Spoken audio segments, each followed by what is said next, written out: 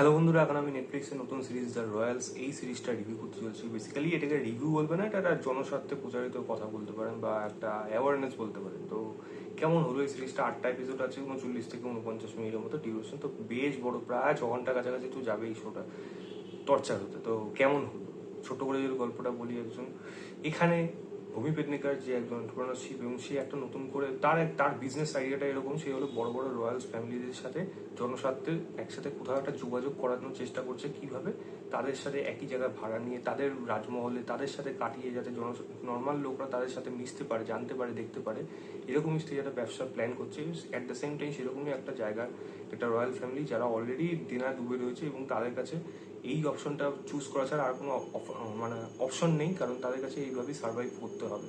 সেখানে ঈশান খাট্টার সেখানকার এখন বর্তমান রাজা, এবং সে গিয়ে কিভাবে এদের সাথে যোগ হচ্ছে এবং এদের মধ্যে সম্পর্কটা কোন জায়গায় দাঁড়াচ্ছে, এবং আলটিমেটলি এই বিজনেস স্ট্যান্ডটা কি মানে সাকসেসফুল হচ্ছে, এর থেকে জানতে হলে আপনাকে নেটফ্লিক্সে গিয়ে এই শোটা দেখতে হবে। বেশি কথা বলতে গেলে দেখুন, কাজটার মধ্যে মেন জিনিস হলো গল্প। গল্প যদি ভালো না হয়, আপনার কোনো জিনিস, প্রথম জিনিস ভালো লাগবে না। এই কাজটার মতো সেই জিনিসটাই রয়েছে।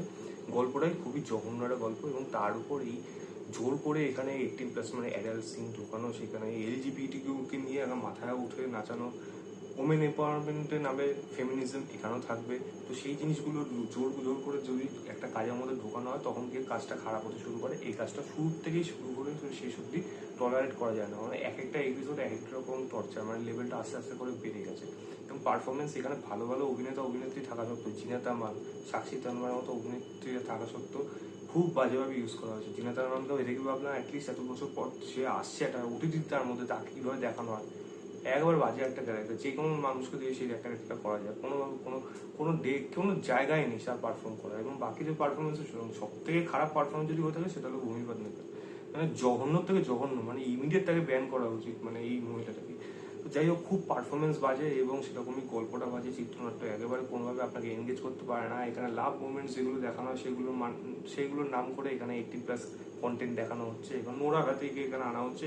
এরকম অনেকগুলো ক্যামিও রয়েছে, নোরা ফাতেহি রয়েছে, দিনমরিয়া রয়েছে, চাঙ্কি পান্ডে রয়েছে, এরকম হাজার একখানা আর্টিস্ট রয়েছে যাদের কোনো প্রয়োজন ছিল না এই কাজটার মধ্যে। এই কাজটা কেন বানালো সেটা একটা বড় বড় বড় উদ্দেশ্য।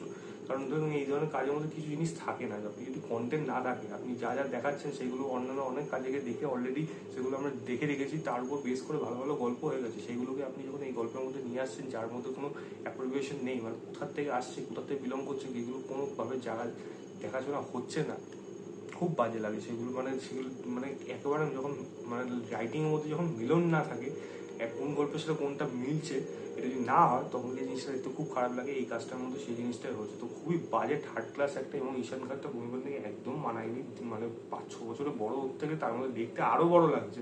ভূমিকে এত জঘন্য লাগছে এখানে ঈশান খাট্টার জায়গায় অপোজিটে, একেবারে সেটা মানাচ্ছে না, খুব বাজে লাগছে সেগুলো দেখতে। এবং যেরকম শুরু সেরকমই শেষ। এটা আবার সিজন 2 আনার প্ল্যান করছে। তো আমার বিশ্বাস, দেখুন, এরা তো ফরমোট শর্টস টাইপের এরকম ছোট লোক জঘন্য থার্ড ক্লাস শো বানিয়েছে, তো তাদের জন্য এই ধরনের শো বানানোর সক্ষমতা রাখে। এবং অ্যামাজন করেছে, নেটফ্লিক্স করছে, এবং এই ধরনের শোয়ের লোক তো অলরেডি অ্যাভেলেবেল আছে যেগুলো দেখার জন্য। এবং ফেক ফেমিনিজম করার জন্য যে লোক প্রচুর রয়েছে, তাদের জন্য এই ধরনের কাজ আনে।